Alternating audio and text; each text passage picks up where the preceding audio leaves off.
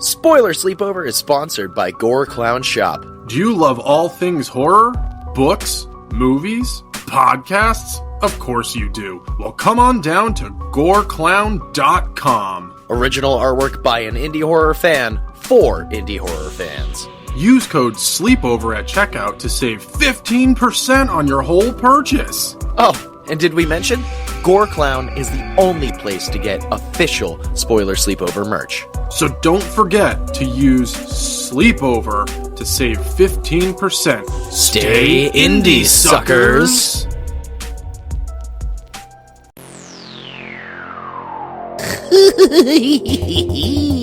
Welcome, ladies, gents, and our non-binary friends to Spoiler Sleepover, Season 3, the Season of Suffering. Suffer along with your co-hosts Jason, Michael, and Rob as they watch and review some of the worst films to ever hit the screen. Now, enjoy the show. It'll be a real scream of a time.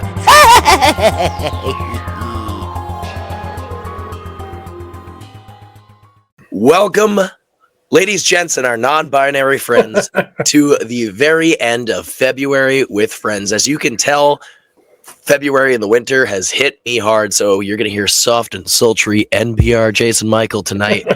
As I've just stated, I am Jason Michael. And I'm Rob. And boy, howdy, do we have a special treat for all you suckers out there. We kept this a secret. We have not only a great friend, but we have director, podcast host, horror enthusiast, and writer. Yep. Don't worry, I'm getting there. But is he taller than you? As tall as you? He's just about an inch shorter than me. Ooh. This close. Ladies and gentlemen, and our non-binary friends, please welcome Jordan Miller. Yeah. Hey, what's up, guys? How are you? I'm great. How are you guys doing tonight? Oh, I mean, we're ecstatic, honestly. Finally getting the other half of Camp Nightmare on here. I mean, the reason we know each other. Yeah, it only took 2 seasons. Yeah. We finally got you here. You did this. You did this. Yes. Yeah. I mean, we are part of the Nerd Camp Network. And this is awesome. Yeah, so, we're family. We're like podcast family. Hell literally. Yeah. So for those of you who are wondering, why is Jordan Miller here? Look behind him, for starters. And for those of you not watching the video and only listening online, we're here to spoil, for the first time, fully spoil the only ones, which is Jordan Miller's first feature-length film. I've watched it 3 times now. That's awesome. It's actually my second feature film. Oh, it's your second one. Sorry about that. My first one came out like in 2017, and it was not a horror film. It's called The Red Effect. It's still out there somewhere in the ether, but I won't make it too easy for you guys. I was going to say, just send it to us and we'll post the link, but or not. That's fine too. I'll send it to you guys. All right, perfect. It's like a drama in the vein of like Crash a little bit, kind of a racially charged drama. Takes place in Southeast DC, which is right down the street from us. It's a drama. It's like not a horror at all, but it's kind of deals with the horrors of the real world, which is just as bad. Yeah. Not worse. Yeah. And I feel technically the only ones has horrific things, but really isn't truly a horror either. Yeah. I've kind of thought this a lot, even as I was writing it. I'm like, this is really kind of just like a drama or like a really jet black comedy, but like wearing a horror movie mask at times. Yeah. And that is a sick mask too. Yeah. Oh, God, it's so amazing. But before we get into that, we've asked everyone this month, and so you're going to be the last one we asked this month. What are the 3 movies coming out this year, 2026, that you are the most looking forward to seeing? Okay, I think these are 2026. If any of these are 2027, you can correct me. But Robert Eggers' Werewolf is supposed to come out this year, or is that 2027 That's this year. Tail end. Year? That's like the top of my list. Werewolf, definitely. Let's go. Eggers movies are like big events for me. I love going to the theaters and seeing an Eggers movie. So good. For sure. There's a movie called Hokum that's gonna come out.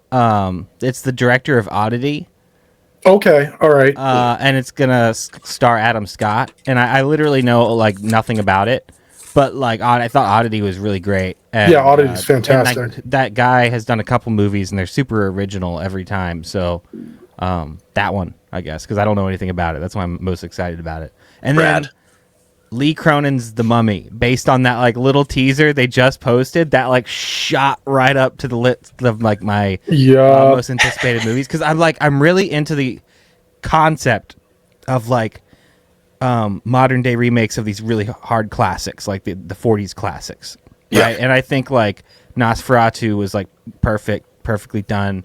I think we've actually had quite a bit of great Dracula remakes. Frankenstein, fantastic.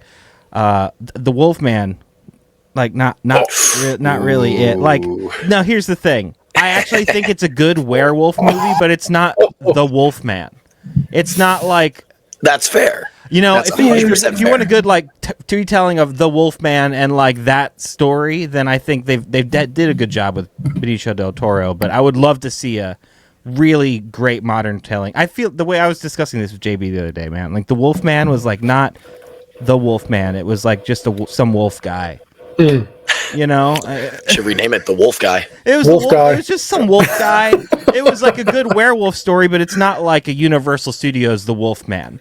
You know, in the way that like I feel like those stories should feel. You know, Right. As much as I liked how that movie looked, and I liked some of the things they did, but I had shit on that movie before it came out for so long. I was like, this looks like trash. Then we went and saw it opening night, and I was like, fuck, I was wrong. This was actually a decent movie. I've already been shitting on The Mummy because I was like, we don't need another one. We just don't. And then I saw the trailer, and I'm like, all right, bring her back. fuck. What Already the fucking feels- hell? Like, feels so much better. Already that trailer's already better than like that stupid one with Tom Cruise. And I mean, this one is, the teaser, because it's really not even a trailer, but this teaser gave me like full on A24 vibes. I'm like, yeah. I'm very excited to see. I try my best. I haven't really been watching too many trailers recently. I only watch trailers on things I don't genuinely give a shit about. But with this one, I'm like, I've seen the teaser, and now I'm towing the line. I'm like, do I actually watch the trailer because I want answers, or do I just leave the teaser where it is? Well, the and go teaser's see pretty it. short. Like, there's really nothing in the teaser yet. Like, it's not a trailer. So I Yeah. think you're safe, at least with this one. Yeah. He's also teased that there's like a big like procedural police element, like in like via like David Fincher or Seven, something like that. I love it. Here for it. Which I think is a cool tie-in to like any kind of horror story if you want to like ground it in a really cool, gritty way. Is Oh yeah. link it to a detective story is kind of always a nice touch. I feel like that's 2026 in as a whole at this point, because they just announced the Green Lantern or the Lantern Corps show, and it's straight up a detective procedural. Like, he's barely going to be the Lantern the entire show. He's just going to be solving crime, and then occasionally he'll be the Lantern. And I'm like, Yeah, that was like the most. Okay. That was like the Batman, right? It was back to it's like, which is kind of Yeah. Batman's roots, right? Batman's a detective. He's on He's the a streets detective. solving serial killer murders and stuff like that. yeah, I'm here for this. So yeah, DC, I think those are my three. I don't mean to hate on the Wolfman. Sweet. I liked elements. I No. think Hate on making- it. Making Whatever. Werewolf like a body horror movie is like the most natural choice possible, and the fact that no one's done it really before that is shocking to me. And I Yeah. thought that was great. The fact that it's the whole movie is a transformation, a long transformation, is like great. my favorite part of that movie is the Wolf Vision, which Yeah, Wolf most people Vision's hated great. on. Yeah, and I was you like, this can- no, Wolf I Vision's think- awesome. That's all great. I think the worst part about to me is like there's like negative chemistry with that cast. Like it's I don't know. I feel like the casting is weird, and I don't even think that they're bad actors. I just think like they don't jive, and maybe that was on purpose because they're supposed to be like falling apart as a family. But Yeah, I don't know. That was the weird part to me. I will agree that Julia Gardner was a bit in the movie. I know. I thought, and I like her. I think she's a good too. actress, but like something about her was like not correctly placed in that movie. I don't know what it was. I really don't know what it was. it was her I think playing it a was him. mom. Like I don't know. I think it was her playing a mom when she looks like she still is in school. It was just strange. She's like, I'm a mom. I'm like, you're 11. Calm That- down. Like, That's valid. That's valid. Well, then, one final question, tacking off of the Blumhouse Universal's Invisible Man. Oh, I liked it. Hell yeah. I really liked it. And like I didn't really expect much out of it, but I thought that was really surprising. Yeah, that was cool. Rad. So which made me kind of like not like the Wolfman more, because I was like, damn, I was ready to like, and I love the Wolfman. Like that's like arguably my favorite one. And we just keep getting so many Dracula movies, and I'm just like, give me a good proper Wolfman or like a Creature from the Black Lagoon, please and thank you. That's what I'm waiting for. I'm waiting for the Creature, and I'm going to be real mean about it too. You better not fuck this shit up. I'll come for you. I'll find the person. Yeah. I'll castrate a motherfucker. Don't fuck with my favorite Universal movie. Gotta make it right. And like, don't come at me with The Shape of Water exists. I know Shape of Water exists. I love Shape of Water, but that's not Creature from the Black Lagoon. That's like Creature adjacent. Yeah, Creature fucked the Black Lagoon is more like it. And it's fantastic. I love that movie for that reason, but that's not the same thing. It's Guillermo. As I keep going back to that video, I need to find that video and just post it on our socials. Some TikToker out there made a video where he just walked in and he was all wet, and it just said Guillermo del Toro, and he was just like, "You want to fuck monsters?" He's like, "What? No." I fuck monsters. He's just like, "I'm gonna make you want to fuck these monsters." He's like, "Please don't. Why are you sweating?" And he's just like, Come from the Black Lagoon. "It's so fucking gross." Oh, Creature from the Black Leather Lagoon, you know? Oh my. You said it, now it exists. It already Great. it's a song. It's like there's like some Oh, it's the Cramps, isn't it? I think it is like some rockabilly tune. Nice. All right. Well, this is awesome. We're here to actually now talk about your movie. We both own it separately. It's fantastic. I actually watched it the first time after he bought it, because I was just like, "Oh, you bought it? Good." And I watched it, and I was like, "This deserves a second watch." And then today was my third watch. I said, "This deserves a third watch." And now I own it as well, because I was like, yeah, there's so many layers to this movie. It blows my mind. Now, for those of you out there, you've heard us talk about Camp Nightmare before. You know, we're family in the podcast realm. At this point, this is not me just stroking the ego of a friend. This is me like legitimately watching a movie and being like, holy fucking shit. On a third watch of this movie, there's so much more that I had missed the first two watches. Nice.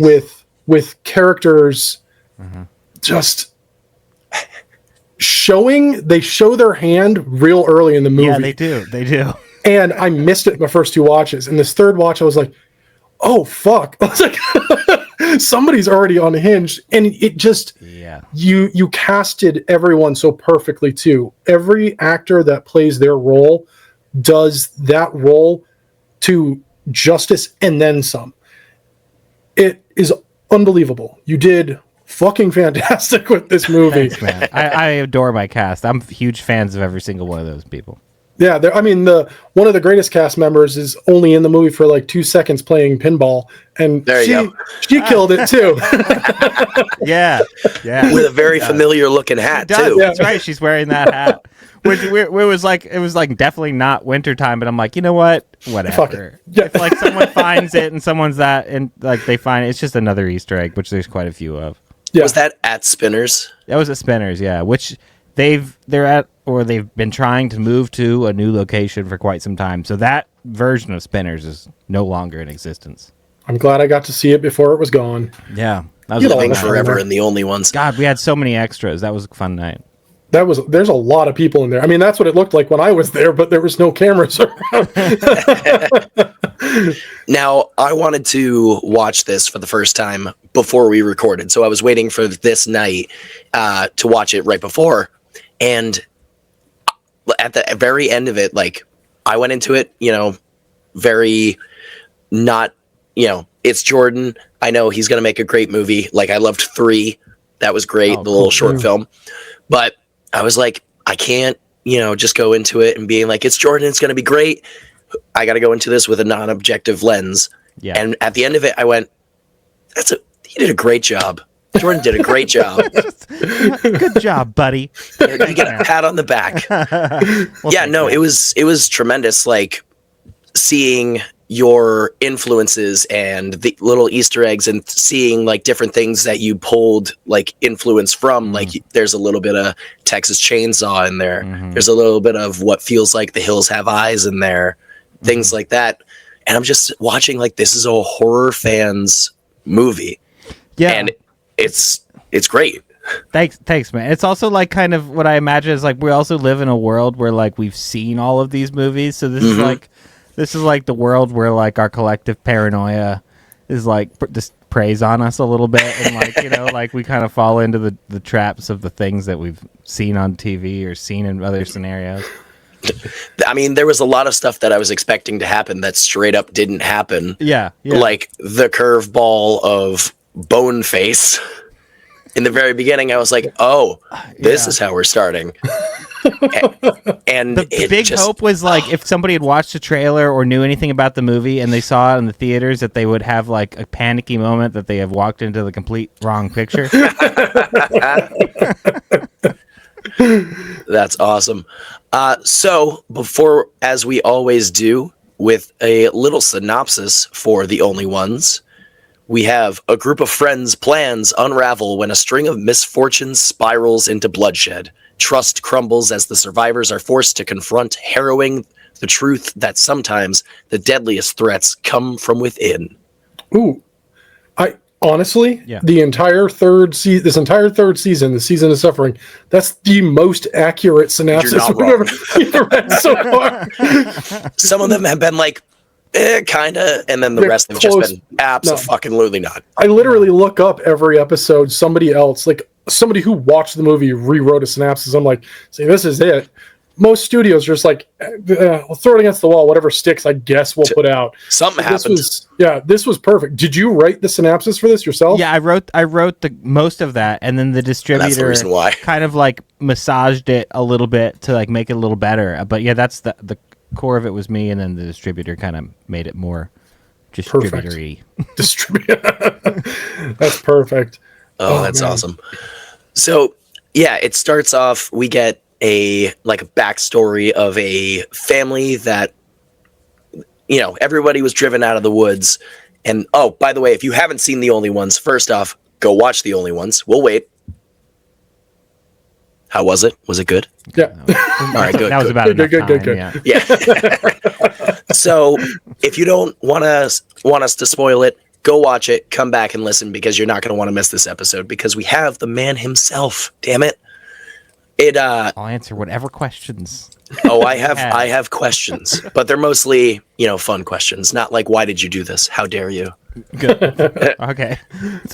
So there's a family, the rest of the people were driven out of the woods. There's a family that stays, and they start with inbreeding and incest, and eventually there is a baby that is so horrendous that it rips the mom in two, named Boneface. Wonderful. And looking at it, it gives me Trapper from Dead by Daylight vibes in The Mask. Yeah. Definitely. And like you already nailed it with Chainsaw, like the whole idea with the narration in the beginning was to kind of give you the Chainsaw feel. And we got Brett Wagner, who played Leatherface in 2003's movie for a bit, doing that narration to kind of like bring that homage home.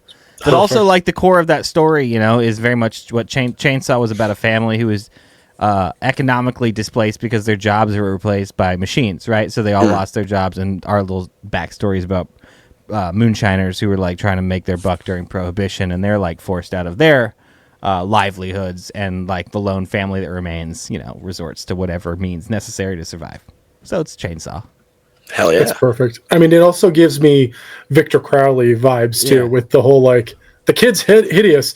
The only difference is nobody threw out Victor. His dad kept him around for some fucking reason. I really loved the whole opening murder montage that just kept happening. It was more of a massacre, the Meat Cleaver Massacre, which we talked about last month. Dear God. Nice. See, if you're going to put massacre in the name of your movie, you got to or meat cleaver. Yeah, there's no meat cleaver in the movie. Oh, that's terrible. My favorite kill from the opening is the "come to my favorite tree" one. Yes, a hilarious line. First of all, I'm like, your favorite tree, and then just using a head to crush a head is ingenious. This whole thing was like, I know the only ones is like a character driven thing. So once the actual story starts, I need a long fucking time before I can get to like the killing of people. Right. Yep. So if I give like everybody a bunch of just murders right out the gate and kill a bunch of people and give this whole shebang, it can like satisfy everyone's bloodlust and hopefully allows me some like a luxurious first act where I don't have to do that for a long time, and I can introduce characters and do what I need to do there, and then it'll pick back up later with that kind of business. That was kind of it was out of necessity that I needed that. Every horror movie kind of has the cold open kill, and I needed that. But when you're a movie, like the only ones that doesn't really have a actual killer that's like out there from the beginning, you need to invent a way to do the cold open kill. So it was to do this, which is sort of like frame it within the narrative of a story that one of our other characters is telling another one. It's perfect too. I just love the cut to. Is there a point to this? Yeah, is amazing because I'm just like, that would be me being like, all right, for what fucking point are we doing this? Because we get kind of like more derivative as we get until we get to this girl who's about to pull her top off, and it's like we're like right out of any Friday 13th sequence or something. And that being a perfect segue to it's being told by a guy who has his own podcast as him and his friends are driving up to one of their friends' uncle's houses. I have a question. Is there any real inspiration from people that you know as these characters? Or did you lean heavy into any stereotypes for any characters? They're all mostly versions of myself, to be honest with you. But there's a lot of inspiration. Like I've been in the scenario of cleaning out the dead uncle's house. So that's sort of a real invention. There's also the whole fact that they're on a mountainside in which private owners, have not allowed cell phone towers to exist. That's based on a real experience I had when I went out and shot a movie in a place like that. And like you had zero signal, like 40 miles from location until you like left again. Nope. So the minute I was in that experience, I'm like, well, I got to file this away because like every horror movie needs a reason for cell phones to like not work. So that was a good one. But yeah, they're all kind of versions of me. So we got like Zach, I poke fun at my own podcasting nature, with him, and I often have described myself as an idiot with a master's degree, and that's what he is in many ways. In the first act, they jab at him about that. And then, we've got Emily, who plays Valerie, who is like the morbid side of me, who's like obsessed with all the dark stuff and, doesn't really have quite a good explanation for why. And Tatiana, who plays Sarah, her whole arc is something I went through myself, which is like dealing with the nature of like this word that like has these connotations that like aren't all positive, like, and then, that kind of thing. So that was all from real life. Who else we got? We got Paul. Paul was like more, who plays Nikki, was like kind of more my actual like high school experience where I was like in a lot of like honors programs and all these like fucking academic programs and stuff like that. When I was really kind of wanting to be more on the creative track. And so there was a lot of like pressure in this sort of direction that I was like not naturally wanting to follow. But then there was Jude, who plays Jeb, who is like actually who I was in high school, which was like, because of that, I sort of rebelled against that, and I was like doing a bunch of nonsense. So I was sort of behaving a bit more like Jude and Jeb throughout that, Jeb, who plays Jude. Throughout that scenario. So that's there. And then Kayla, who plays Casey, who's just got a camera glued to her face, is kind of the most obvious one. Like I love filming. I've had a camera glued to my face for a big portion of my existence, so that's kind of me too. Rad. Yeah, that's the most nail on the head one too that I picked up because I was just like, I know this. Yeah. Yeah, there's a level of like, you experience the world through the lens of the camera, and you can make sense of it later. Right. Exactly. It's not real if you're holding a camera. Yeah. Yeah, that changes real quick when we get to that part. By the way, that's probably my favorite kill in this movie. Definitely mine too. Like, I was like, how is he gonna? Oh shit! Oh shit! There's a lot of like really literal nature to that character, to Casey's character. Like she dies the way she lives with that camera glued to her face. You know, Yep. stuck right there.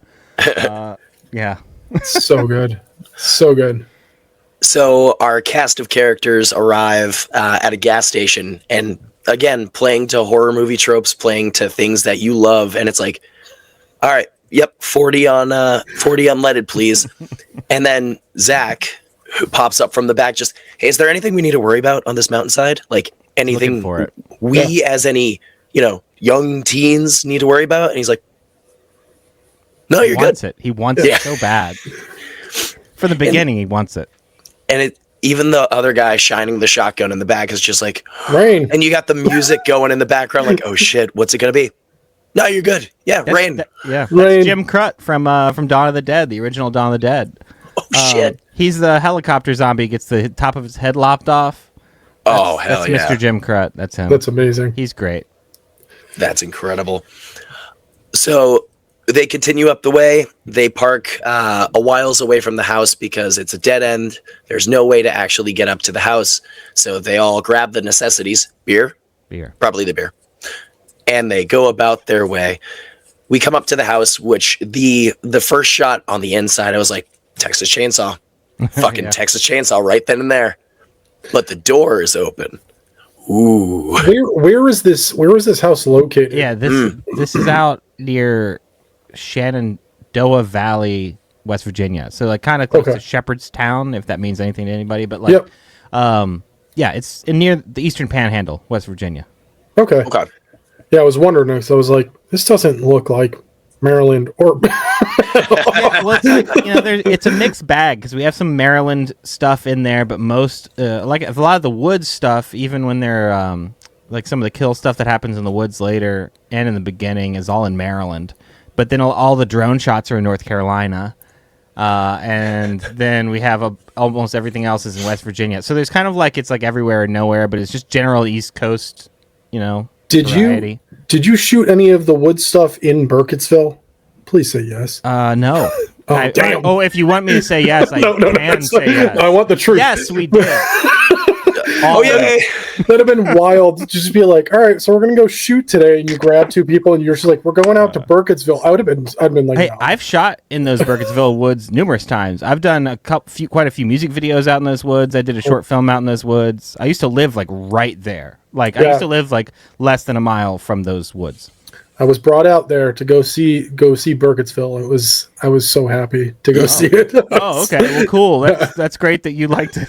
Thanks to Bree and Matt took me out there. To be like really underwhelmed because that's kind of what it is. It is my second favorite horror movie of all time. Well, so, those vibes make it special, right? Like getting it out there and seeing that the town is still exactly what it looked like in the movie blew my mind. I was just like, that's where the woman graveyard with the crying baby was. I was like, dude, this is fucking wild. Like, everything about it, I was just like, oh my god. And Bree and Matt were like, well, this is it. And I'm like, we're hanging out. And they're like, oh, pictures? And I was like, all the pictures. I was like, I want to be here. You should make it out one fall. I think they do it in the fall. A friend of mine named Matt Blasi does like this annual like tour day, all the locations, and he goes out, and because a lot of these people are still local, a lot of times each year you might find yourself on like a tour ride with some of the cast members or like something like that. I would lose it. Back in 2018, I was helping out with the 20th anniversary for the Blair Witch Project a little bit, and I made like a retrospective that they played before the movie, and like they brought in like all the cast for that.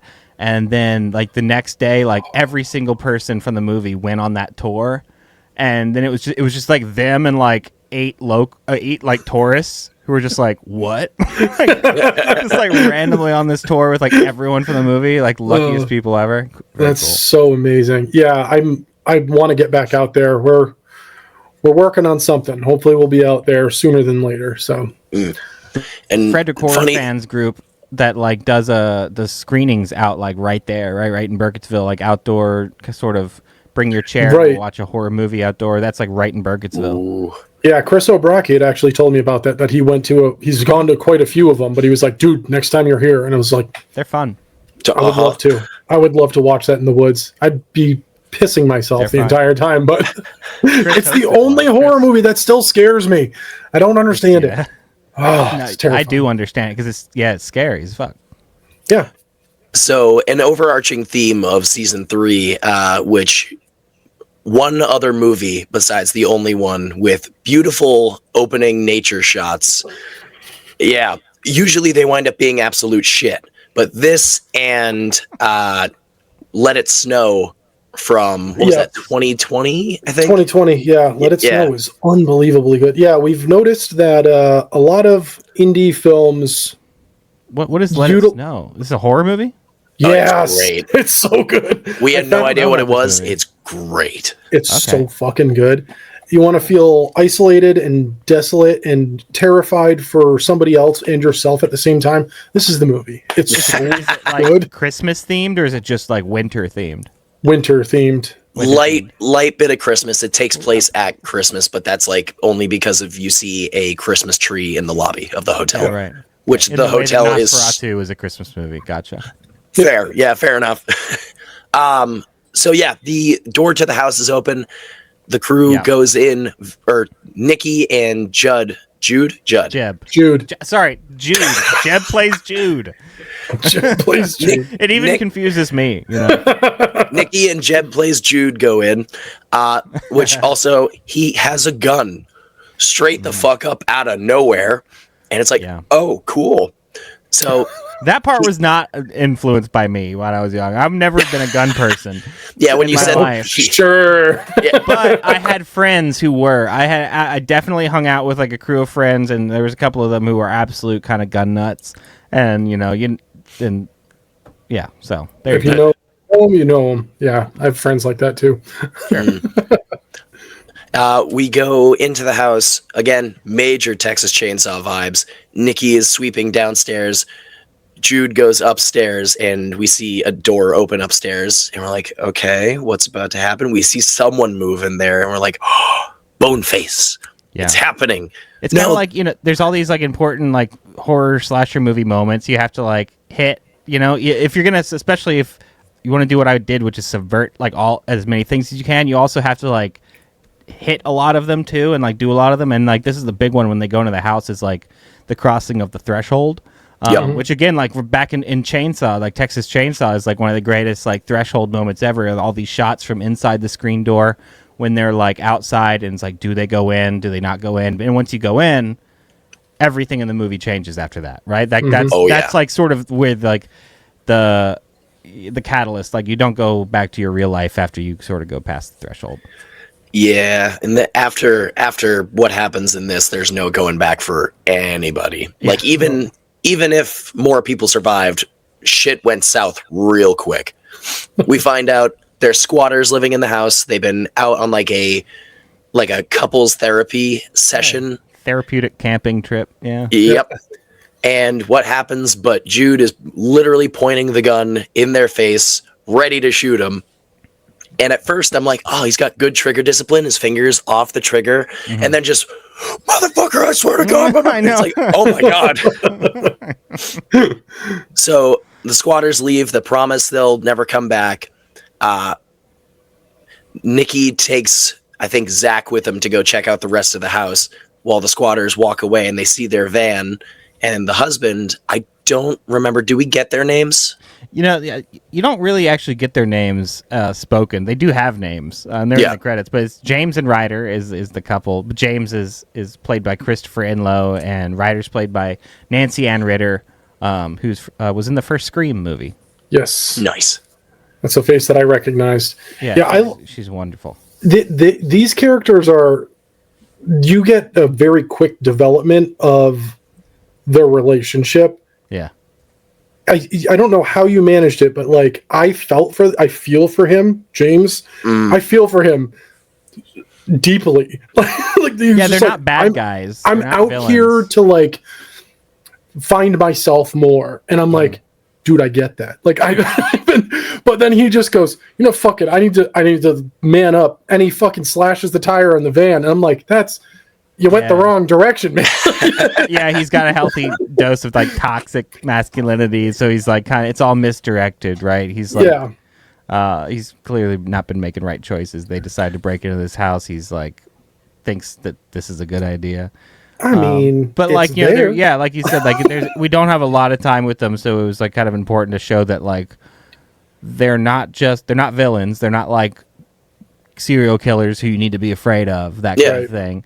And that there's like a sympathetic nature to what they're doing, but also they've been pit against this crew, you know, so there's already this sort of like tribes against each other thing happening, you know. It's also like a pretty big role reversal too, because what ends up unfolding after this point, these people, they broke the threshold, we don't see it, and now they're the ones that are technically unknowingly in danger. They were already in the house. Now these other people showed up, and now this is when shit just goes south so fucking fast. It's just like, yo, what? They were just hanging out, man. Like, fucking mushrooms, man. Fucking yeah, right.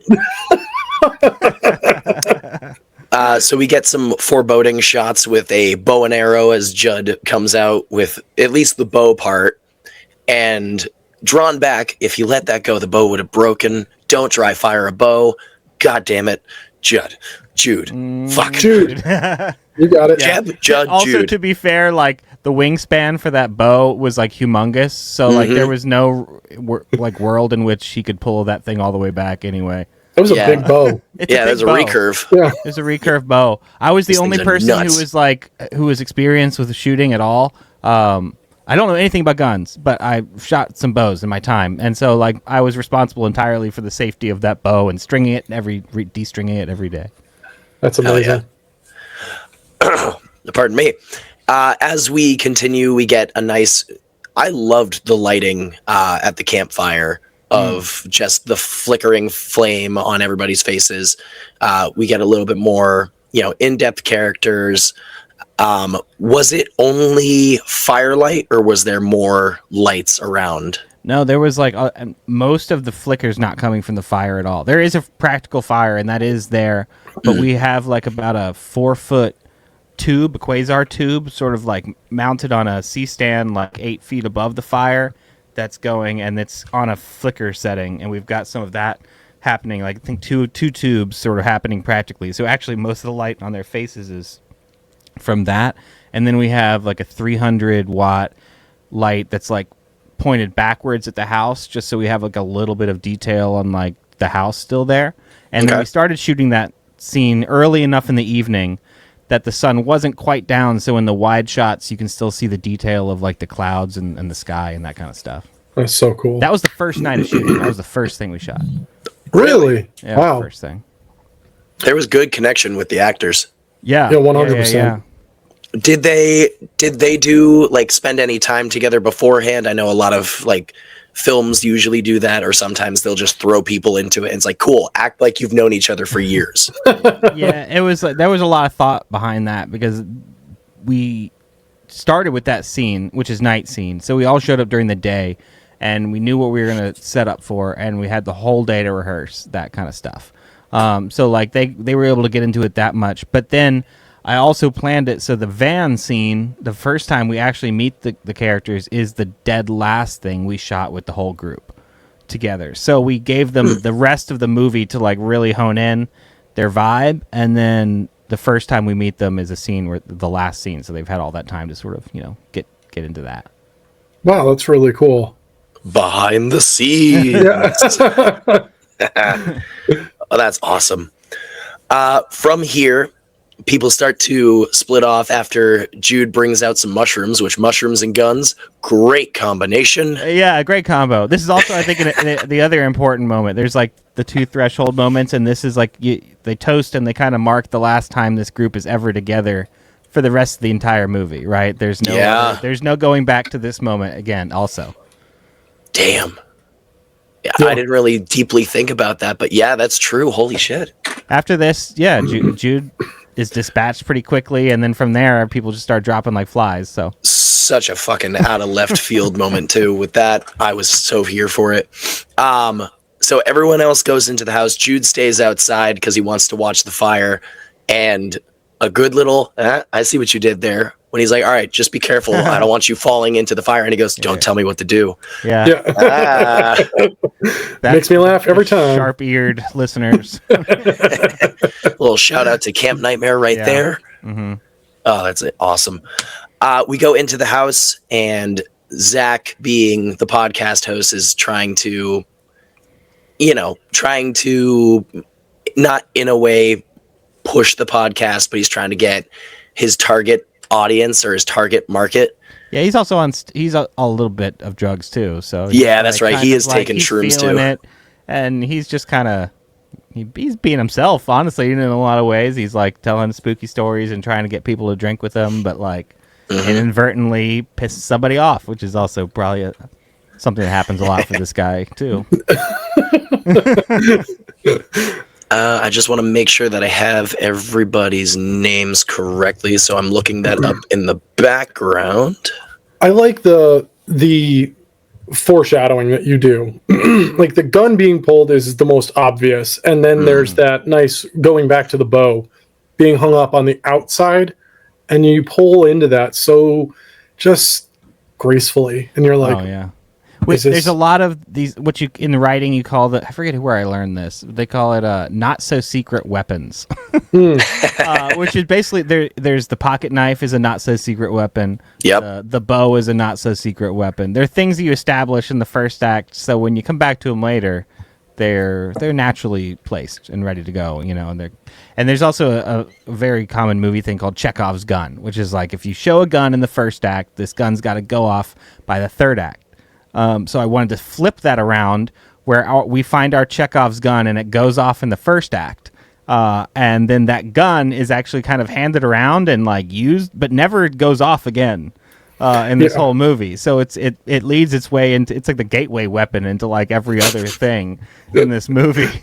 But the gun is like, is just this useless item after this first gunshot, and the first gunshot doesn't even really do the job, as we find out later. No, yeah, I really dig that too. Is there's a lot of reasons that gun could have been used multiple times intentionally, and it's the one time that it was used, but like the one and only time it was used, it wasn't necessarily used intentionally. It was used reactionally.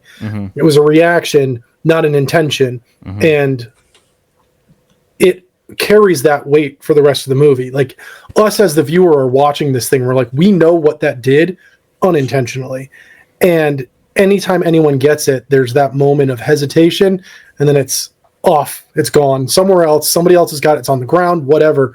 Yeah, I dig these small things that I feel to the casual viewer, it's never going to connect with them. They're not going to really understand the weight of literally everything in this movie.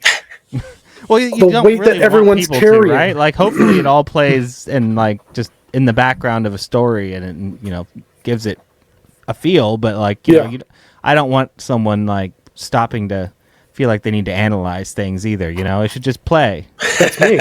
That's all I ever. I was gonna say you do. It's fine. You're talking to him, but like, I don't want it to get in the way of of the enjoyment of watching. Is what I'm saying. Yeah, need to remind him it's a movie. My first watch was literally a watch. It was my second and third one where I was just like, wait a second. That's what there's a for. That's what second and third watches are for. Yeah. Yeah. And the fourth one, I'm sure there's going to be a weight that hits me that I'm going to end up in tears, because I do that quite often. I end up in tears watching things. Not ashamed of it either. Me too.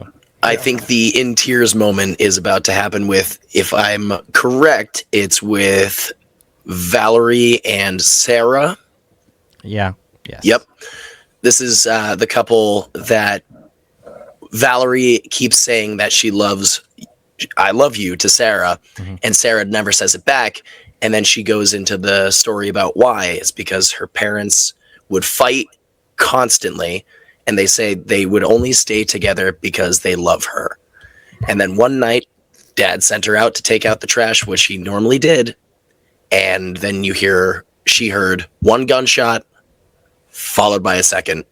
And just the storytelling of standing outside my front door for like 5 minutes, staring at it, like I could see it playing out.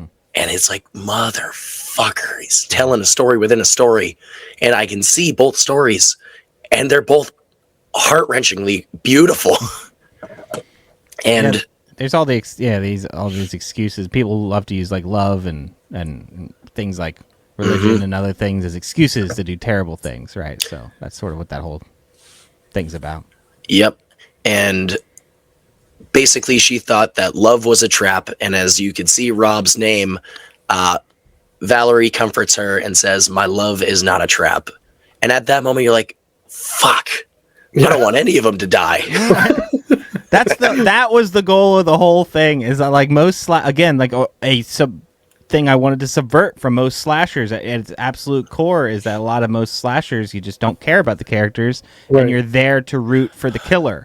Valentine. Right? Valentine, most Friday the 13th movies, like you're there for Jason, right? Yep. You're not there for, name the camp counselor. But I wanted to move, and obviously without a killer, there's not a lot of options for you as a viewer, but like, we're there for these characters, and I want the deaths to feel a little weightier, hopefully. They definitely had weight to them. The one coming up was really out of left field for me personally. We go back to Jude, not Jeb, not Judd, Jude. He's out with the fire, and we hear voices in the trees, which, Jordan, if you could spoil the credits a bit, who's the voice in the trees? That is Raven Jackson. That's my partner. There's also a couple of my own whispers in there, but it's like 95% her. We did all that here in the studio, right exactly where I'm sitting.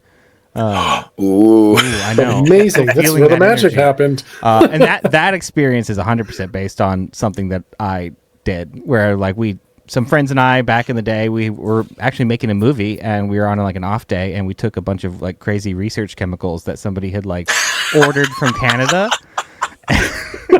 Crazy research chemicals. And I like went off to pee, and I heard the trees, baby. I heard them.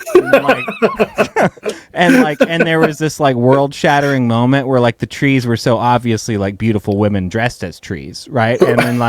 And then I would reach out for the hand, and the hand would be like a tree branch where the leaves would crumble, and it would be sticks, and it would just be like, reality would come like slamming back, and it'd be like, oh my god, it is a tree. It was just like it was this whole experience. And then I went back and pretended like nothing happened. But then like panicking internally. But then that's why Jude does all that. That's God, incredible. that's amazing. It's so amazing. Oh my god. So Jude is going off to listen to the trees. He's like, "Do you hear that noise, tree? Don't do it." Whatever you do. Luckily, I got off easy. Yeah. You didn't wind up like Jude, which in a few brief moments he starts really having a bad trip, and then we get a quick flash of Boneface with glowing eyes, and that's where he fires the gun. And we cut back right before this as well. We had Zach and Casey. They had a little bit of a falling out because he just thought, hey, am I just content to you? Am I just like, you just going to film everything I do? And she's just, no, I mean, can you say it again for the camera? And he's like, fuck this, I'm out. So he goes outside, and at the same point, Sarah is outside, and he bums the smoke from her. They hear the gunshot together, and we find out it wasn't Boneface. Instead, it was Ryder, or Nancy Ann Ritter, one of the squatters from earlier, got shot. Where would you say that was? Shoulder, chest? Yeah, shoulder. Okay. And it kind of like, because the shirt kind of moved down where the hole was, it ended up looking more like chest, but it was all like staged as shoulder, so it's supposed to be shoulder. Okay. At first I was like, you would die if it goes through your heart. So I was like, wait, you need your heart. Shoulder. Thank you for filling that out, because I was like, there's no way Jordan went shot in the heart and they'll come back and, shot through the heart. Yeah, I didn't want to go Bon Jovi with it. Stab through the neck and you'll die. Ooh. Get around that one. It rhymes. So you're welcome. Yell. So we see it's James, right? The other squatter. Mm-hmm. So James comes back, for obvious reasons and completely understandably distraught and like, valid. What the fuck did you do? That's it, you motherfucker. And he pulls out the knife that he went for the tires with and just stabs into Jude's neck. And this was one where I was like, what the fuck? Yeah. I mean, we've seen James' proclivity for like rash decision making, you know? Yep. So like, you know, we've seen that he's like can do that kind of thing, but yeah, he takes it to 10 and that neck kill. That the knife pullout is seamless. Like that was so good. So our effects artist is Joan Jones. She's amazing. Great name. Best name in the biz.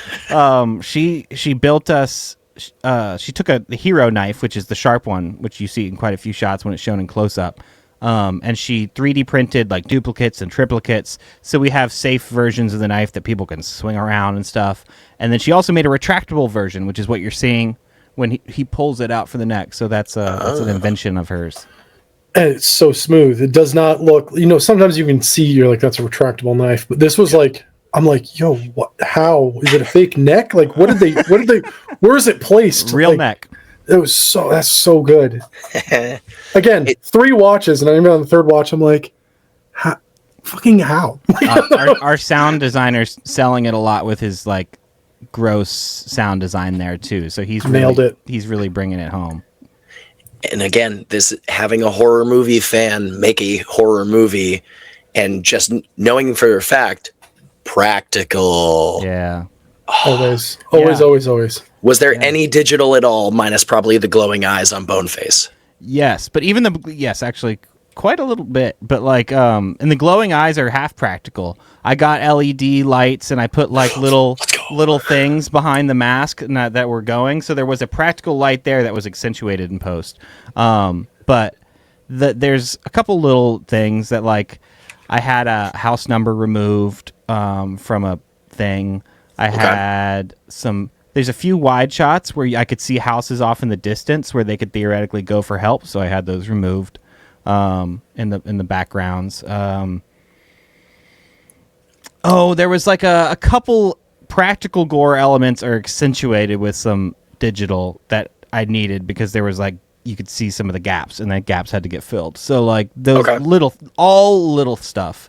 And it was always like accentuating something that was kind of already there. And that's how digital should be used. It's the words right out of my mouth. Cover things up or add just a little bit. Yeah. It doesn't need to be the whole thing. There's one shot where there was a whole ass flat screen TV in the background. I got rid of that. That's probably like one of the biggest things. That was like the thing was like mounted to the wall, and it was just like not, we're a low budget affair. Yeah. Oh, it's wild.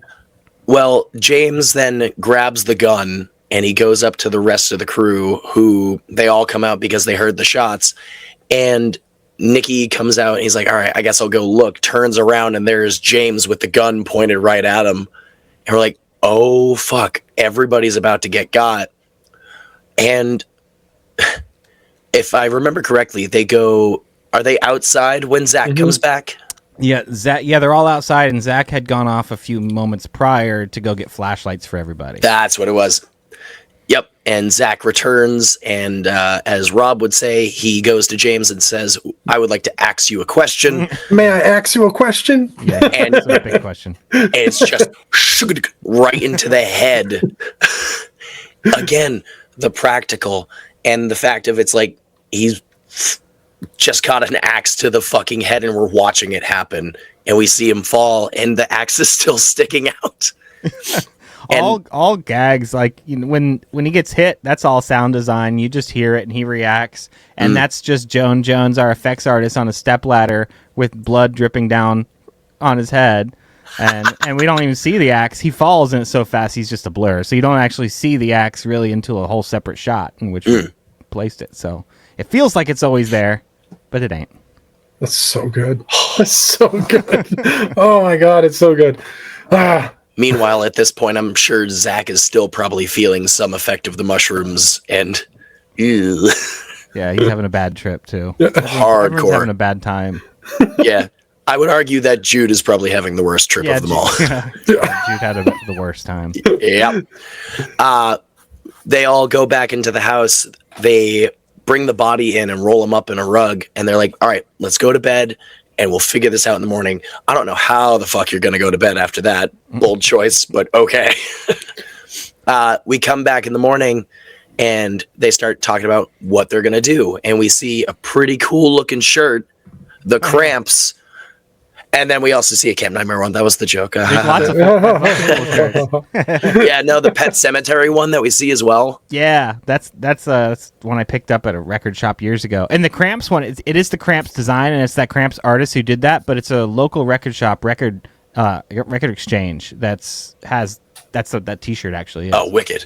Yeah, Record the Exchange. Cramps guy is like put from that in. our town. Like that guy like lives in our town, so he did all their artwork and stuff. That's so cool.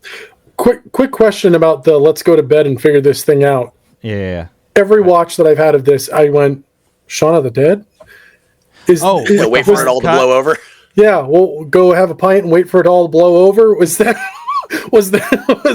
a little hat tip to that, or was it just coincidental? Well, it's actually funny because the bigger nod to Shaun of the Dead would be the following cut, where it goes from like hard night to hard day in like in a hard cut. Yeah. You know, that is like a very Shaun of the Dead kind of moment.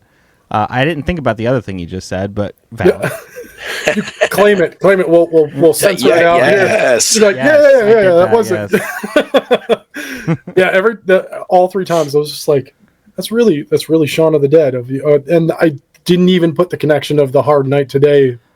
I always love Christ. that moment. He like writes his note. He's like, "Get her back, get your life together," and then he like falls asleep, and then it's like, boom, and it's like morning. I always love that.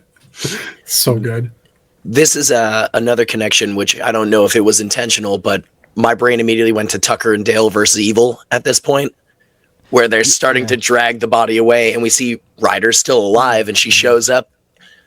I mean, obviously, spouse is dead, horrible, distraught, but it was like, it's all been a big misunderstanding at this point. Yeah, And, like, definitely. Like, and people keep bringing up Tucker and Dale in comparison, which I think is like in tone, not really, but like in overarching concept, kinda, yeah.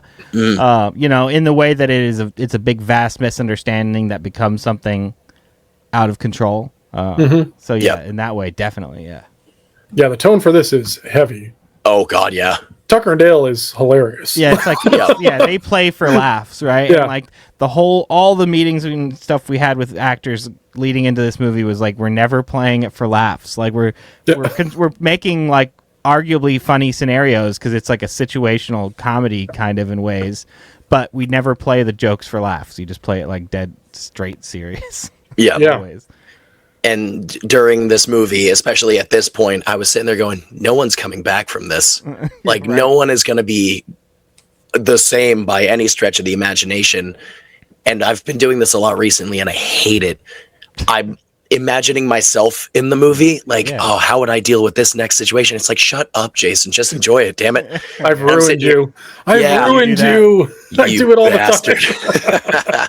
the time. So they bring James's body to over by the shed where Ryder saw the bow and the arrows next to it, and then we don't see it in the next shot. We have Casey, we have Nikki, we have Valerie. The knife fell off of James, and Valerie picked it up, and they're trying to drag the body. She keeps dropping it, and she goes, "You figure it out. I'm gonna go over here for a hot second. I need a moment." We see Casey filming, and as we stated, dies the way she lives. Yeah. That's where the bow and arrow comes into play, just straight through the back of the head, in through the eye, in through the camera, eyeball sticking out at the very tip of the arrow. I like to MST3K my movies when I'm at home, not in public. If you go to a movie theater and you talk, fuck you. Yeah. But I'm going, oh shit. Oh shit. Because I was waiting for it to happen. I just didn't expect that. And that is why it's my favorite kill of this movie. It's my favorite kill too, by far. That was the one we worked the hardest on for the gag. It was Joan's idea, our effects artist, to pluck the eyeball on the very end. her and I had just done a music video for a metal band in which a guy like ripped his own eyeballs out. So she literally had these eyeballs from a thing we had just did, and she's like, and like plucked it on the end. I'm like, chef's kiss, Joan. Cinema. Does it make sense? Not completely, but do I love it? Yes, ma'am. I don't think anybody cared in that moment. They were like, yes, absolutely. Yeah. We, from there, Nikki, obviously freaking out, sees Ryder coming at him, and she shoots him through, I'm trying to remember which side, but shoots him through like a similar shoulder shot with another arrow, which then he pulls out, which if you do get impaled by something, don't ever do. Leave it in. Don't pull him out. Yeah. That's another retractable gag that Joan made, the arrow. Oh, nice. He then gets into a brief scuffle as she also had a knife, I think. Yeah, it was the same one that her husband had earlier. It was that same one that got left behind. Then which one did Valerie? Oh no, I'm pick? sorry. She has like she whoops out like a switchblade pocket knife that you see. Oh, okay. A little bit featured. Sorry. No, you're like, good. And she's fighting him with that. Some Yep. camping knife. And at this moment, if I remember correctly, she gets him in the stomach. Yeah, you And can hear then- it. We don't show it because you don't want to like know what happens until the end. But if you listen to the sound mix, there's a specific point where there's a slice, so he does get it. Oh no, I'll have to watch it again because I didn't hear it on the first one. Oh God, what a fucking shame. Now, remind me how Ryder goes, because I just remember the bit after this. I was laughing. No, that one we do kind of play for laughs, but like, but you know, it's kind of it just is what it is. But like, they struggle, they go back and forth, they're fighting on the ground. She gets him in the nuts, kind of is going for this knife. We feel like she's going to get him with the knife, and then he's got the arrow that was pulled out earlier, and he impales her through the bottom of the chin up through into the head. Rob And loves she falls the squishy back bits. into the wagon, and the wagon rolls away comically. It's my favorite stab place in movies. It's It's always soft. satisfying, isn't it? Yeah, begging for it. I forget what was the first movie I saw where someone got stabbed and you could see the blade in the mouth. But whatever the movie that was, I was like, one of the early ones I remember was More of that. Was the remake of Dawn of the Dead when he gets one of the That's what it ball was. zombies and it like Thank comes out you. his like was it that one Yes, for you too? it was It that was a really one. good one. it's so good and seamless. And I was like, oh, I want to see that all the time. Do more Every of movie that. needs this. It's a PG movie with minions. A minion gets stabbed. You're Yeah. like, yes. Rom-com. Yeah, the cart rolling away, and especially the fact that it just does a little pivot and then continues backwards is just laughing at it. I know it's a dark moment, but it's like, that's hilarious. Well, that's what makes it funnier. The fact that Exactly. it's a dark moment. And it wasn't supposed to spin. There was like no world in which it didn't spin, like that thing, because of how the weight was displaced. The spin made it funnier, and we like obviously embraced it. But like at first we tried to fight it, and we're like, just let the damn thing spin. But everyone loves the spin, so I'm like, thank God we left this spin in there. After this, we can see Valerie up front, and we can see the cart going in the background. She turns around and just sees everything that just fucking happened. Yeah, aftermath. Yep. And at this point, I believe Zach returns and sees Casey impaled through the eye. And this is where they start, I think, this is where they start thinking that someone else is out there. Right. So that, like, almost mob mentality. Paranoid delusions Yep. are taking control. Yeah. The evil dies tonight. No, it's not evil dies tonight. But they all start going, something else is out there. Someone else is out there. We need to fortify ourselves, barricade ourselves inside. So they start setting up like Nightmare Part 1 traps with the nails and the duct tape. Yeah. And that comes into play so freaking well. Again, that's another not so secret weapon. We're like, hey, here's another not so secret weapon for later. And earlier when they were deciding what to do with the body, Zach was texting his co-host. Was it Greg? Greg, yeah. Which Yep. is like just a nod to Greg Byrant, who's been on Camp Nightmare and we did our Simpsons show with. So if there was just yet another podcast person on there, I was just like, it's Greg. Yep. Not that this person is anything like Greg, but it's just sort of a little nod to Greg. And it was basically saying, tires slashed, dead bodies, not a joke, please come help. Mm-hmm. And we get a cut to Spinners, the arcade where he works at, and he sees it, and he tells Raven, who's over there playing pinball, I gotta go now. Like, you gotta watch this. You gotta watch the store. I gotta go. We see him driving for, a brief moment later. But back at the house, they're preparing because also, as the old guy in the very beginning warned, rain. There's a nor'easter coming in. Did not lie. It's true. I warned you, child. Yeah, it said rain. And they're all like in sleeping bags on the floor. I can't believe this is happening. I got to go outside. What? We just literally fortified everything. Why would you want to go outside? I can't stand the idea of Casey sitting out there with the arrow in her eye, or with, Nikki being out there dead. And it's like, motherfucker. All right, fine. So him and Valerie go out. Before that, we get a really important moment where you're like, oh, right in the feels.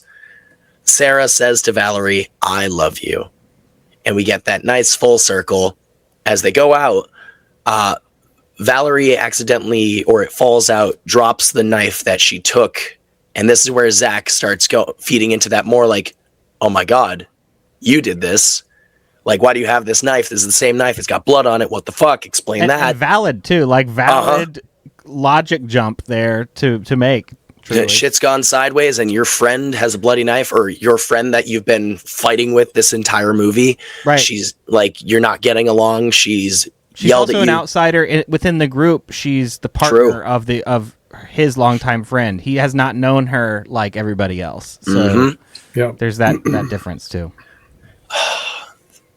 See, talking with the guy who made the film makes me love this movie so much more. Because it's like, I'm glad it doesn't do the opposite. That's good. Yeah.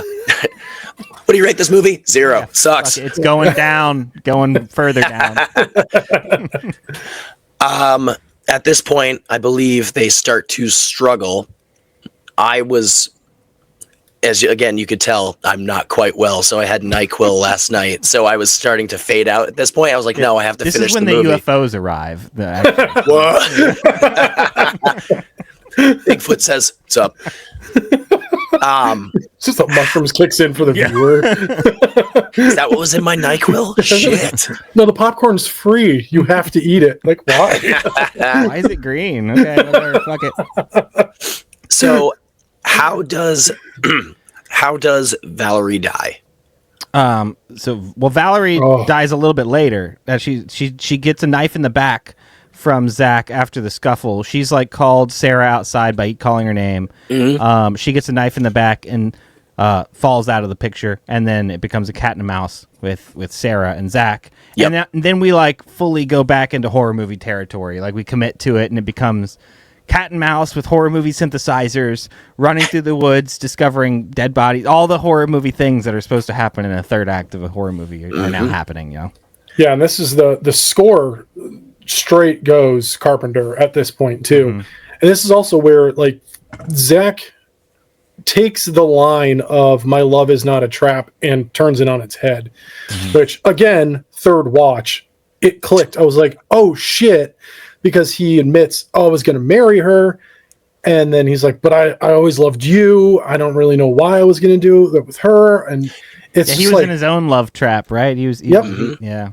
So like the theme of that just carries through all the way to the end too. And it's, oh fucking Jesus Christ. It's intense. Like, and it's such an amazing payoff for a movie that starts with a false start, if you will, with Boneface, goes into we are our own worst enemies. We are our own slashers. We are our own killers. Like we are always in our own way. We are the only ones that can harm ourselves. I see what you did there. Yeah. I've had so much time to think about the name of the movie and like the context of like what's happening and like what you wrote and how you shot things, that getting to the end of the movie you realize the whole time, and this is what I was talking about earlier, the beginning of this was like, there are tells. Everyone shows their hand real early, and Zach is the one. At every moment when he is running his mouth, you're like, this dude is so fucking full of himself. And he imagines himself as the main character, and yet his girlfriend's making him the main character, and he doesn't like it because he's not in control. He hasn't been in control the whole time, and once he finally realizes he can have control, he abuses it and attacks the only woman he quote-unquote has loved his whole life. It's fucking psychotic. He goes full crazy at the end. And man, does he get what he has coming to him. And he starts to like turn into a physical monster too, because he gets whacked with the baseball bat earlier, so now he's like starting to like swell up and like looked deformed too, so he's like physically becoming this monster that he's revealing himself to be. Yeah, he's becoming Boneface, if you will. Yeah, sure. I mean, that's kind of the idea. Like the first thing in Brett's narration in the beginning is like things that go so horribly wrong that a legend is born. The idea is that this is one of those instances of all these people self-destructing, and who knows what story will actually get told about what happened to these people, because they don't even fully know. Yeah. You can make a sequel and call it These Other Ones. Those other, the other and it just also starts with them telling the story of what happened in the only ones. It'll just be called Also Those Guys. Them there too. So, seeing as we are at the end of the movie, Jordan, would you care to bring us to a close on how The Only Ones ends? Oh, yeah. Oh, sure. Well, hopefully at a genuine emotional moment. We've got Sarah has smashed Zach's head to bits after he has attacked her. Valerie's revealed herself to not be dead and delivers a fatal blow, would-be fatal blow with an axe to Zach. Incapacitates him, but Zach is able to murder her in the last minutes with a knife to the heart. Because a lot of these kills are thematic and like love being a core theme. She gets a knife directly to the love organ. And we get Zach smashed to bits, and then our hopefully a genuine sad moment between Sarah and Valerie as Valerie's dying. The storm is there, and they're able to have this last moment about that. You know, hopefully she doesn't regret saying that she loved her. You know, that making that jump was not something she now regrets, even though every horrible thing possible has happened. The storm passes at exactly the same moment. Valerie passes away, and Sarah's able to walk away, and while we're able to get a little breath, then Greg finally arrives at the worst moment in human history and just like plows her down in the road with the car and crashes it. And hopefully so much has happened that like certain members of the audience forgot that Greg exists. That is my genuine hope. He's a rule of three. We mention him one time in the very beginning in the van. We see him at about the halfway mark of the movie when we jump to the pit spinners scene, and then we get this bit of payoff here. So hopefully someone's forgotten that he's there. But then, of course he's coming. He said he was. And then he walks right into like the Home Alone trap, and he's able to get killed too. Oh my God. And like any good police officers in a horror movie, they arrive just too late to do anything about anything. Except for like sort of, wonder what the hell happened to all these kids who killed themselves. And there was serious thought in the script writing process to just let it be that and end right there. But the core influence in this movie is actually the Coen brothers' Burn After Reading. Oh, such a good book. Which is like such a good movie. My kind of goal was to do for slasher films the approach that they did for spy movies. Because in that spy movie, there's no actual high intelligence. That's the stakes. It's like the memoirs of some douchebag on a CD-ROM. But everyone believes the stakes are so high that they become real and people start dying. So like that's what's happening here in this movie. And I love the note that they hit at the end of Burn After Reading is so beautiful, where the guy's like, well, what did we do? I have no idea. Well, let's not do it again. Whatever it is, don't do it again. And that's kind of, I wanted my moment like that.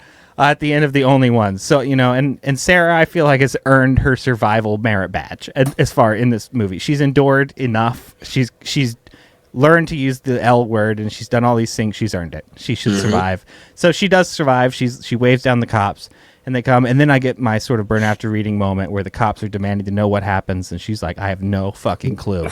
And all she wants is to puff on a little cigarette. And of course, this cop quit smoking last year because everything works out that way in this movie. And then that's the end. Oh man! Well, you see flashes of her with Valerie in her last moments. So. Yeah, and she's sort of laughing as her brain breaks, and that's the end. I do have a few like film questions. So the Zach smashed head. What was that?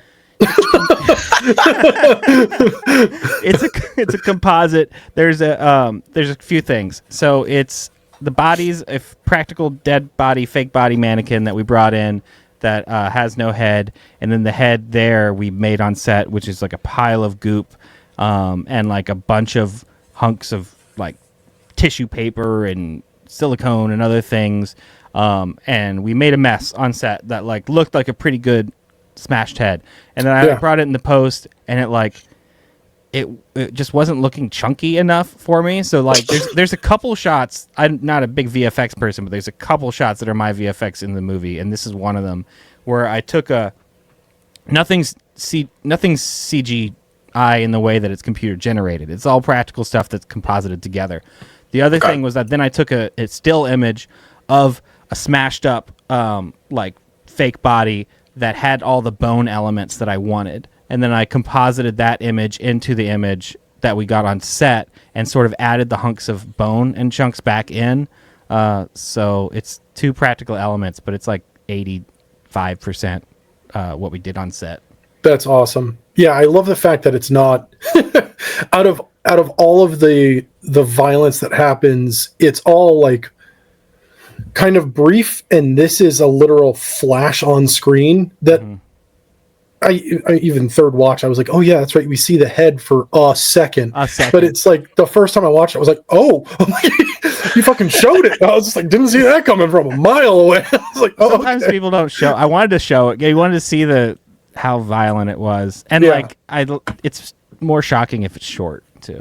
Yeah, 100%. It's also one of those the rule of horror movies: if you don't see the person die, they're not dead. Yep. And showing that the head was gone. No, he's fucking dead. Yeah, he's coming back for Rush Hour 3. I'll tell you that. The other one was the car crash. How did you have like a professional, or did you just say fuck it?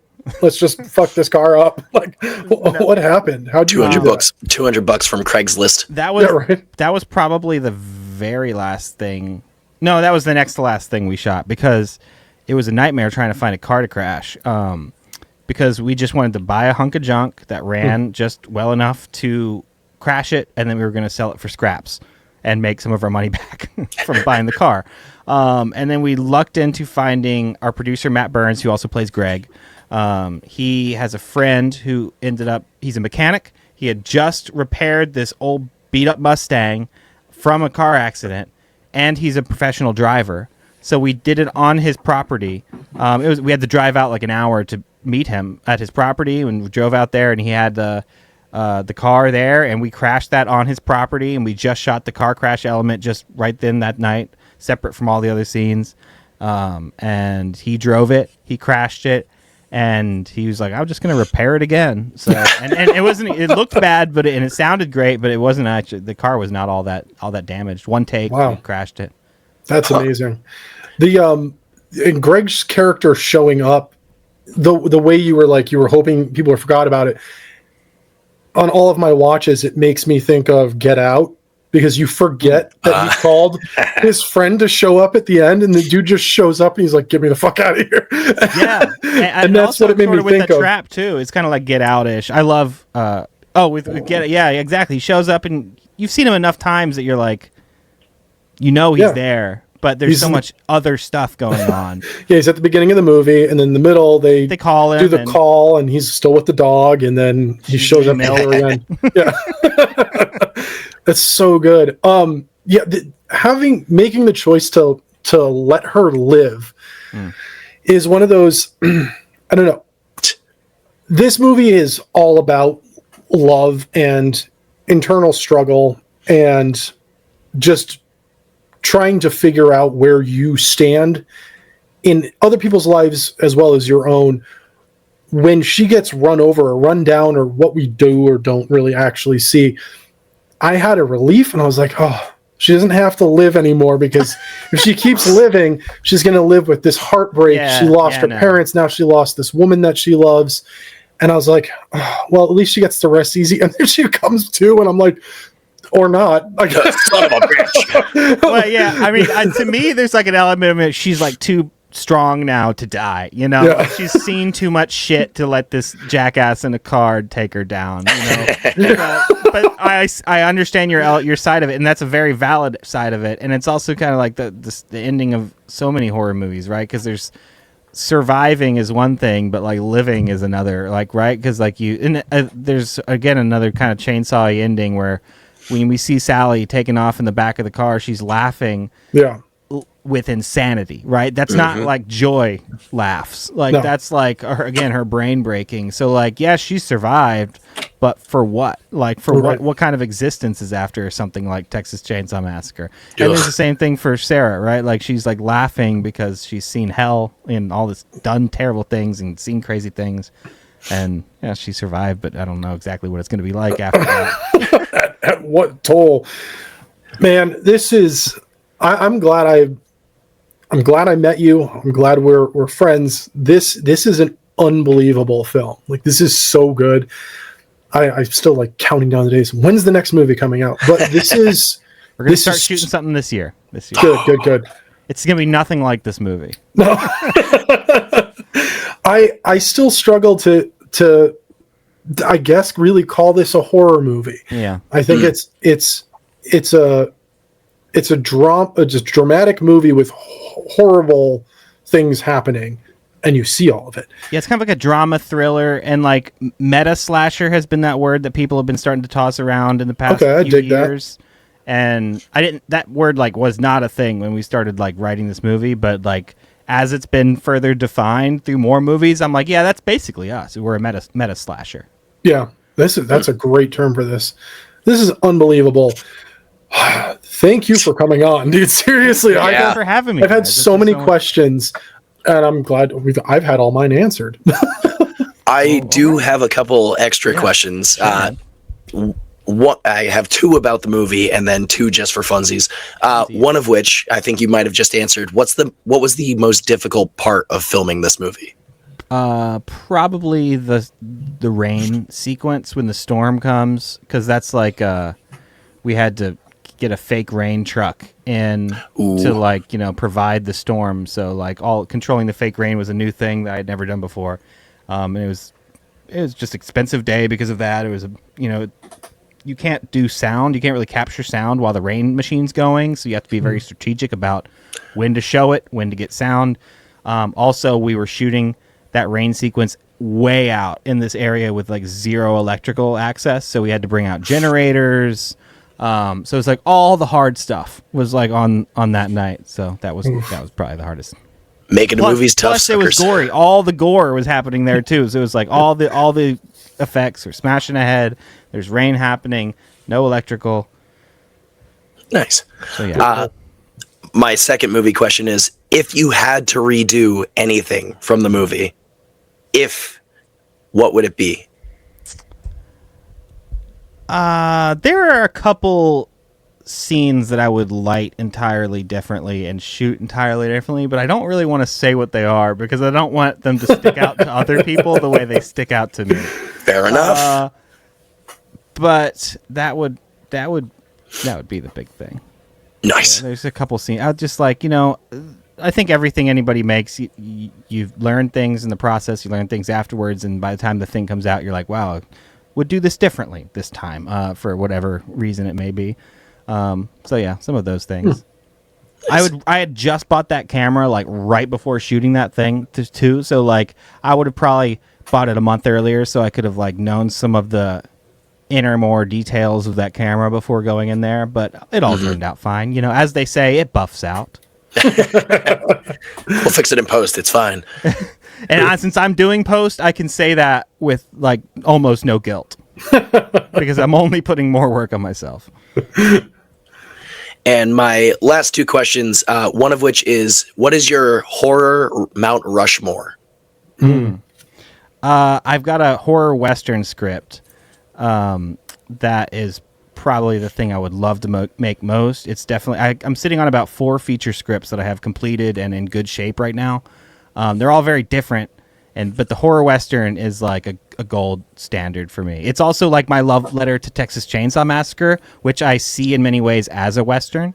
Yeah.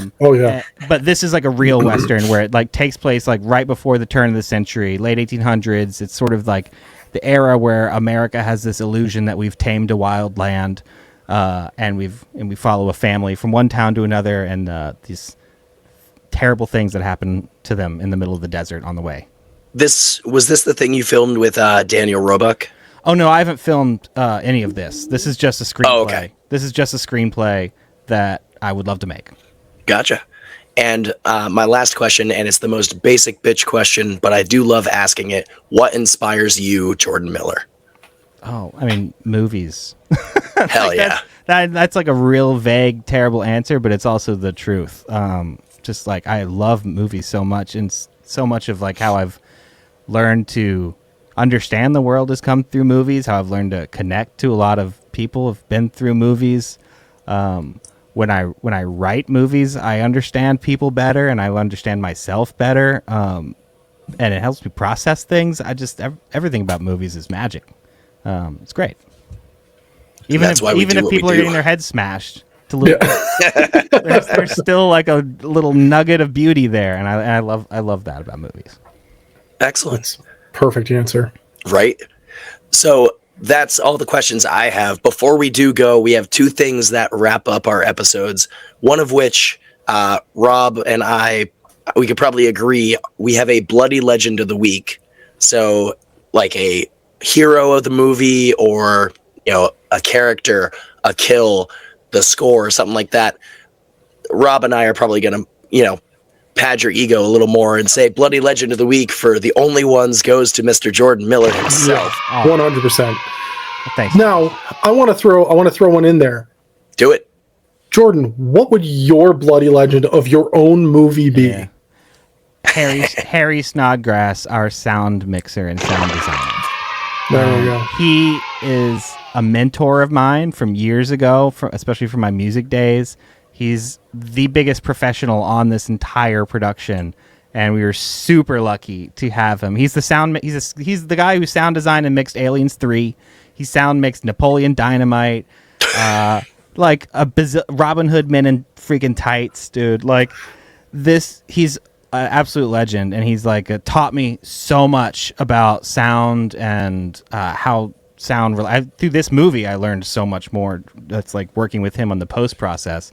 Wow. I've wanted to work with him for years, and I've never called him up because I wasn't like never quite, you know, I didn't have a project that was quite Harry ready, you know, yet. And then I started announcing this movie, and he called me up, and he was like, "Am I mixing this thing?" And I was like, "Oh, I guess so." That's awesome. Incredible. So it was really great. Harry's amazing. He brought this whole thing up a letter grade and a half, and we were lucky to have him. That's so cool. Oh. Well, and then our final warm fuzzies. Our final thing is we rate all of our movies on a scale of 1 to 10. And I mean, without fail, I've watched it 3 times. Generally, movies that I don't watch more than once get a pretty low score or in the middle of the road. 3 times. I mean, this is a 10 out of 10 for me. The more I watch it, I'm here because I'm no, trust me. I'm gonna be. I've said lower scores with people that have worked on things before. That's true.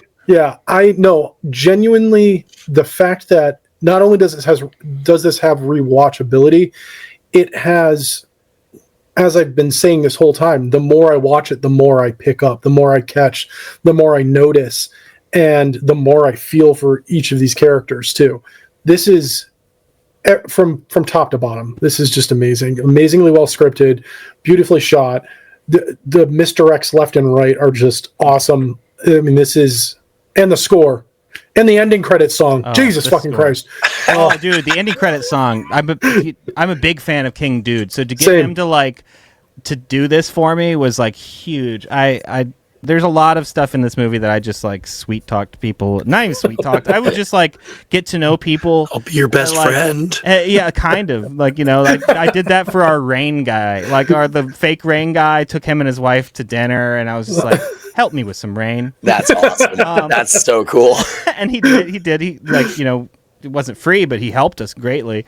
And King Dude was the same way. Like he and I share a love for like 1940s country and 1950s country. So like we talked a lot about that, and he gave me a really nice sort of indie deal to use that song. It's a very old song of his too. It's great. I really like. So it was great to get that for the opening or for the ending credits. Yeah. You're the one who introduced me to King Dude. His music, and I've been hooked ever since. I'm like, He's this so is great. I already have him written into the opening credits for another movie that I've scripted. So like, I just love his movies. His music's like made for movies, man. It's so good. That was so good. Yeah. All right. So Jason Michael, what's your score? So, yeah, Jason. I'm just gonna cover up Jordan while I say my now. So, I'm not. Rob knows, as we've talked, about a whole plethora of movies, and he's forced me to watch movies outside of my comfort zone. Normally, I wouldn't go indie horror, but it would be slasher routes, and this is what I was getting when I first started watching this. But then it just completely threw that out the window, and I was like, okay, will I still be here for this? And I still was. The fact that I wasn't expecting genuine connection to characters and to actually feel for them, and the moments of like, cool, how are we going to kill this person, and can we get to it faster because I don't like you? But yeah, totally. And I'm glad you guys liked that element of it, because and I knew going into it there'd be a lot of horror fans that hate this movie for that same reason, that the thing that happens in the first 5 minutes isn't the thing that's going to carry you through the rest of that movie. I didn't care anymore. I'm glad, and I don't care that there's negative. I don't give a shit about those negative reviews because I knew they were coming from the moment I was like writing this script. I'm like, this is going to happen, and it's just the nature of it. When you I wanted to make something that hadn't really been made before, something I hadn't seen done within the sphere of these kinds of movies. So people are gonna hate that kind of stuff no matter what. There's gonna be a small amount of people who just aren't into that.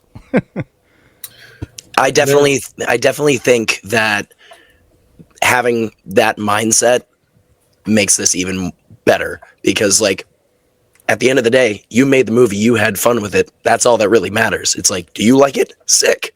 Yeah. Everyone else, fuck them. I will agree with Rob. It is a 10 for me. Aww. I'm going to go back and rewatch it and probably pick up on those things. But just like, again, at the very end of it, I went, oh my God, good job, Jordan. Good job. Well, so glad you guys dug it. And now, the moment you've all been waiting for, Captain Critical himself, Jordan Miller. On a scale of 1 to 10, what would you give The Only Ones? I have to rate this movie. Yeah, you do. Welcome to the Thunderdome. Yeah, well, it's clearly a 10 out of 10. Can I go higher than 10? It's a 15. Yeah, I do it all the time. There you go. This motherfucker breaks the rating scale. I actually, I'm contractually obligated to say it's a 10 out of 10. There's paperwork that says I have to say that. There you go. You hear money sounds in the background every time you say it. You're just like, there's a check. Yeah, I have one of my producers is right off camera with gun pointed right at me, so I have to say 10 out of 10. That's incredible. Well, amazing. Thank you again very much, Jordan. This has been an absolute blast. Yeah. I woke up this morning and texted Rob. I was like, hey man, I feel like shit. Oh. Obviously I'm losing my voice. We were gonna record by the time of this recording Night Swim for our Season of Suffering. Jesus Christ, words are escaping me. And I was like, hey, maybe we can't watch Night Swim because we were talking with Jordan, and he's like, should we just talk to Jordan and say, hey, we're not feeling great? I was like, fuck that. No, dude. Like, I'm amped for this. I don't give a damn if I can't talk. I'm talking with Jordan about this movie tonight. You came to play. Yeah. So thank you very much, Jordan. It's been an absolute blast. It's been a great movie and a tremendous episode. Thanks, guys. Yeah. It's been real fun. Thank you. It was good to see you again, too. It's been far too long. Yeah, you guys too. Holy fucking shit. That was awesome. That was fucking fantastic. That was so cool. I've missed talking with Jordan and JB collectively, but the times that I've hung out with them, I've had amazing conversations with both of them, and it was just so cool to like chat with Jordan again, and specifically to talk about this movie that has been in the progress of being made for years. Yeah. And I mean, it's been out for quite some time at this point, but it's unbelievable. It's such a good movie, and he's so genuine. Like, he's not going to beat around the bush or try and fake anything when it comes down to shit, which I think is genius. The questions you asked at the end were just thank you. Perfectly pointed questions. I had like 4 more, but we already took up enough of the man's time, and we had to. I mean, he would have been happy to answer them all. Oh, yeah, exactly. But like, just again, I don't remember if you said it off recording or on recording, but like, we just like hanging out and talking with people. That's the mindset that we go in with. That's the environment that we try to make here. And it's just hanging out and chatting with friends. And that was a perfect way to end February with friends. Suckers. Best way. If you enjoyed February with Friends, if you've enjoyed all your guests, if you enjoyed Last Rites with Christine, if you enjoyed Spawn with Selena, Selena, if you enjoyed Valentine with Chris O'Brocki, and then of course the Only Ones with Jordan. What a February with Friends this was, dude. It was so good. God this was so fun. I mean, we got two people back. That one hasn't been back since season 1. Sorry, Chris. And Christine's just awesome. I'm glad I finally got to talk with her for the first time. She's the originator, how we started February with Friends. Yep. Christine, we talked about The Conjuring 1, 2, and 3. I was gone, and we needed to keep the show going. That's true. God damn. What a February. Finally getting Selena on. We got to hear all of her thoughts. Yeah, right. Well, before we go, I just want to give one more quick little shout out for those of you who have not seen The Only Ones yet, and for some reason listened to the entire episode. You can move. Yeah, right. You can watch The Only Ones for free on Tubi, Fandango at home, and then Amazon Prime Video. I highly suggest. This is an independent film. It is put out independently. It was edited independently. It was, as you heard, starring independent actors. Like, this was fantastic. It costs money. Also, as you heard, I can't imagine a rain rig, but Jesus. Consider at least a rental. YouTube, Google TV, Apple TV. It's $2.99 to rent it. It's $9.99 to own this digitally. It's worth it. It's 100% worth it. We I'm both gonna get own a physical copy. Copy. I could use a physical copy, but yeah, I'm gonna reach out to Jordan and be like, "Yo, we need these. Here's more money. Sign them." Like, so yeah, it's an unbelievably fantastic movie, and it really is. It's a perfect misdirect film. Oh yeah, and yet it's still got horror tropes, horror feel to it, and it's not a horror movie at the end of the day, like we said, but it's got the feeling of it could be. Very well could be. Yeah. It's got horrific elements. Yes. I mean, when you look at like Ari Aster's films, technically his movies aren't really horror films. It's the people. People do horrible things. People are horrible people. Yeah, they are. I mean, that's really what this is. This is, I mean, it's not an Ari Aster film. It's a Jordan Miller film. This is a fucking Jordan Miller film through and through. It's so good. Tagging along those lines, and before we sign off, because that was tremendous. It's when you think of horror movies, they're like an escape from real life, and they got like Freddy Krueger, some dream demon with knives for hands, or Art the Clown, a demon clown who's, can't be killed. This is just some people that went on a trip and shit went south real quick. Yeah. This is like shit that unfortunately could happen, but it's very rooted in reality. There's little to no fantastical elements. The bone face is the only fantastical thing, but at the same point, still could happen. Oh, yeah. 100%. Yeah. So, again, thank you very much, Jordan. It's been an absolute pleasure. Can't wait to have you back on for something else. Stay tuned. But before we do skedaddle, of course, if you enjoyed February with Friends, and if you want to possibly come on next February to talk about something, suckers, let us know. Reach out to us on our socials, on Instagram, on Facebook, on Threads, on the Tiki-Taki. It's still there. Email us. Yeah, I was going to say, our email is there. Yep. Or even if you're feeling generous enough to go sign up for our Patreon, become a member at patreon.com/spoilersleepover. You can make requests there. We can talk together as a whole podcast, as well as tune into our Twitch streams, twitch.tv/spoilersleepover, and leave comments. Talk about, hey, I would love to talk about something like this. Even talking about a horror video game. Let's find out why Rob doesn't really like the Telltale Walking Dead series. Yeah. But that's an episode for a later date. And of course, as you heard, not only Rob's super cool looking hat, but the Only Ones merch is available at our sponsor, Gore Clown Shop.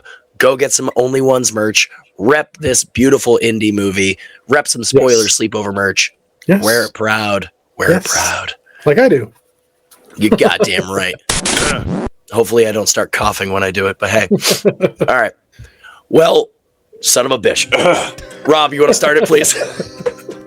Yeah. So just a good inhale and a little sleep tight, suckers. I don't know how in sync that actually was, but It doesn't matter. We can fix it in post. Remember, kids, don't speak to the trees. Yeah, don't speak to the trees. Thank you for listening to this week's episode of Spoiler Sleepover, but the fun won't stop there. Go follow us on Instagram, Facebook, Threads, TikTok, and if you have any episode ideas, please send them our way at spoilersleepover@gmail.com. That'd be really fantastic of you. So, until next week, sleep tight, suckers!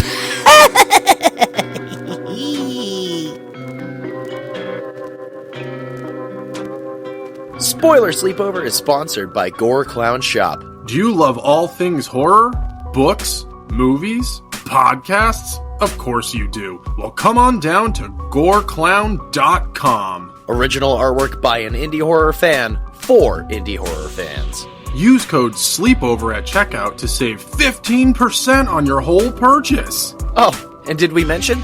Gore Clown is the only place to get official Spoiler Sleepover merch. So don't forget to use Sleepover to save 15%. Stay indie, suckers!